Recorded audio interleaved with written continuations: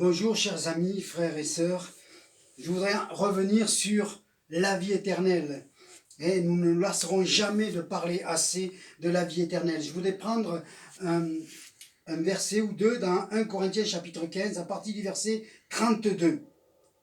Si c'est dans les vues humaines que j'ai combattu contre les bêtes à Éphèse, quel avantage m'en revient-il? Et si les morts ne ressuscitent pas? Et s'il n'y a pas de vie éternelle? Mangeons et buvons, car demain nous mourrons. Ne nous y trompez pas, les mauvaises compagnies corrompent les bonnes mœurs. Amen. Voilà ce que Paul nous dit. Il y a la vie éternelle, il y a la résurrection. Mais pour cela, nous avons besoin de nous exhorter à la vie éternelle, de nous exhorter à la foi. Parce que sinon, les mauvaises compagnies corrompent les mauvaises mœurs. Si tu vas vers des gens qui n'aiment pas Dieu, qui n'aiment pas la foi, et ainsi de suite, alors tu vas t'éloigner de la vérité qui est de Jésus-Christ, la vie éternelle. Alors choisis tes amis et choisis-les bien. Parce que sinon, tu peux t'éloigner de Dieu et louper la porte qui est Jésus-Christ. Je voudrais relire les passages de Luc, le mauvais riche et le pauvre Lazare, que nous trouvons dans l'évangile de Luc, chapitre 16. Il est dit ceci: il y avait un homme riche qui était vêtu de pourpre et de fin lin et qui chaque jour menait joyeuse et brillante vie. Amen. C'est pour cela que je vous ai lu ce passage de Corinthiens. Mangeons et buvons, car demain nous mourrons. Voilà comment cet homme riche vivait. Il ne se souciait pas de Dieu, ni de lui rendre un culte, ni quoi que ce soit. Il avait réussi dans la vie, il avait les richesses, il avait tout, les amis, tout ce qui entoure la richesse, mais il ne se souciait pas de Dieu. Et d'ailleurs, il ne le connaissait même pas. Et la preuve de cela, c'est que on n'a pas le nom de cet homme. On a juste un homme riche. Le pauvre nommé Lazare, lui par contre, il y a un nom posé sur cet homme, était couché à sa porte, couvert d'ulcères. Il est désireux de se rassasier des miettes qui tombaient à la table du riche. Même les chiens venaient encore lécher ses ulcères. Voyez-vous, cet homme était vraiment pas loti dans sa vie, il était malade, il était abandonné de tout le monde, mais il connaissait Dieu. Et Dieu l'appelle Lazare par son nom. Le pauvre mourut et il fut porté par les anges au sein d'Abraham. Le riche mourut aussi et il fut enseveli. Dans le séjour des morts, il leva les yeux et tandis qu'il était en proie au tourment, il vit de loin Abraham et Lazare dans son sein. Le sein d'Abraham était un lieu où les âmes en repos dans l'attente de sa rencontre avec Dieu étaient. Après la croix, toutes ces choses ont changé. Tout le monde qui était dans le sein d'Abraham sont montés à la résurrection du Christ. L'exemple nous est donné quand Jésus meurt à la croix, les tombes furent ouvertes et beaucoup de ceux qui étaient dans l'attente de la résurrection furent enlevés au ciel en même temps que le Christ. On ne parle pas souvent de cet événement, mais l'évangile de Matthieu nous en parle. Amen. Donc, Lazare est dans le sein d'Abraham. Par contre, le riche, lui, il est dans un lieu appelé le séjour des morts. Et remarquez bien qu'il a toute sa conscience. C'est terrible. Alors cet homme s'écrie en voyant Abraham: Père Abraham, aie pitié de moi et envoie Lazare pour qu'il trempe le bout de son doigt dans l'eau et me rafraîchisse la langue, car je souffre cruellement dans cette flamme.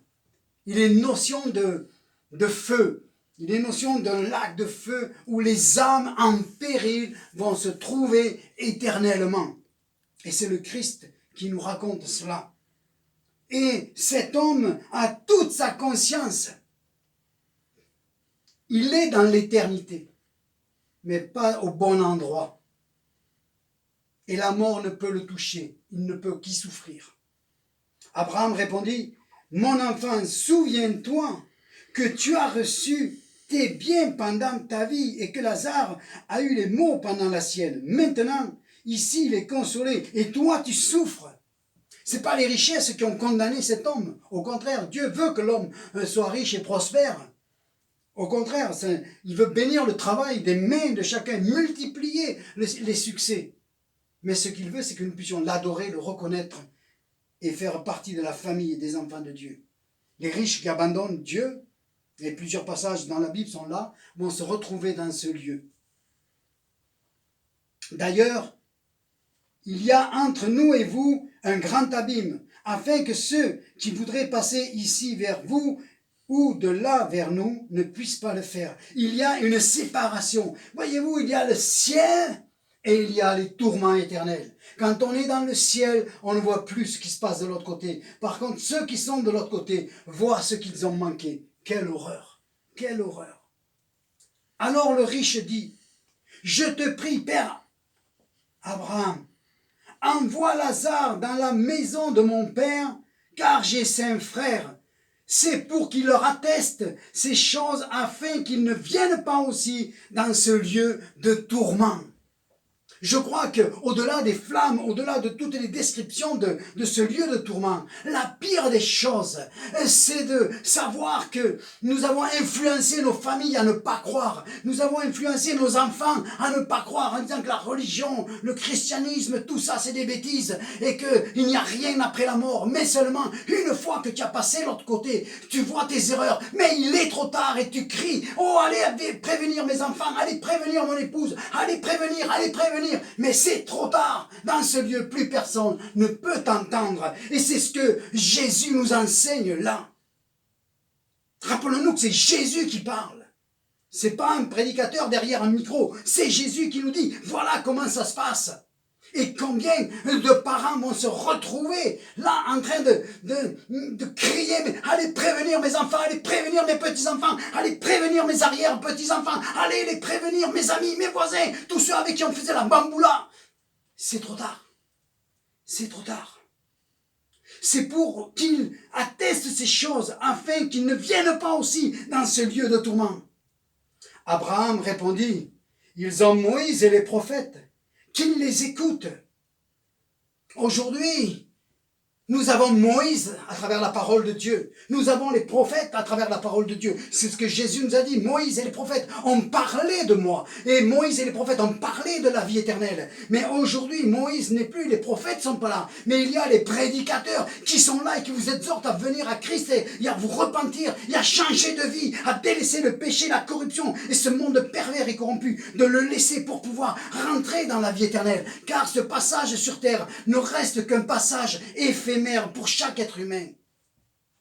Et il dit, mon père Abraham, mais si quelqu'un des morts va vers eux, et ils se repentiront. Si quelqu'un ressuscite, ils vont se repentir. Mais Jésus savait très bien que quelques semaines plus tard, lui-même allait être mis à mort, crucifié. Et après sa résurrection, qui a cru à cette bonne nouvelle de la résurrection? Qui croit encore aujourd'hui à la bonne nouvelle de la vie éternelle en Jésus-Christ, malgré les signes, les prodiges qu'il peut faire, parce qu'il y a toujours des miracles, il y a toujours des signes de la part de Dieu pour attester ce message de la vie éternelle. Mais qui croit aujourd'hui? Qui croit aujourd'hui? Sortons dans la rue et vous allez voir le nombre de gens qui vont vous rejeter ou qui téléphoneront à la police pour venir vous arrêter de distribuer des traités ou de parler de Jésus ou de chanter des cantiques dans la rue parce qu'on en est là aujourd'hui.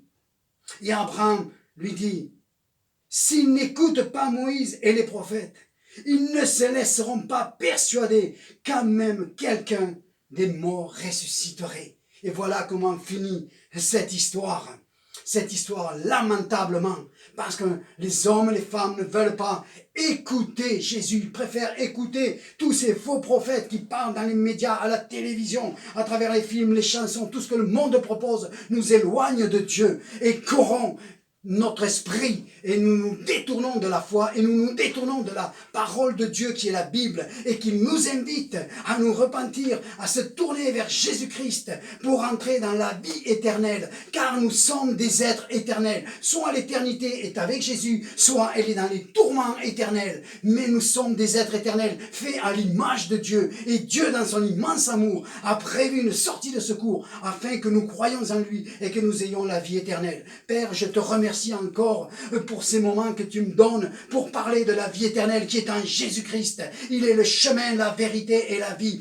Tout sur cette terre nous sépare de Dieu. Mais tu es venu à travers Jésus-Christ nous réconcilier, faire de nous tes enfants. Pour celui et celle qui entendent la bonne nouvelle de l'évangile et qui se détournent de ce monde pervers et corrompu pour se tourner vers le Dieu vivant et vrai. Accepte Jésus-Christ dans ta vie aujourd'hui. C'est la meilleure des choses que tu puisses faire pour rentrer dans la vie éternelle dans le nom de Jésus-Christ. Amen.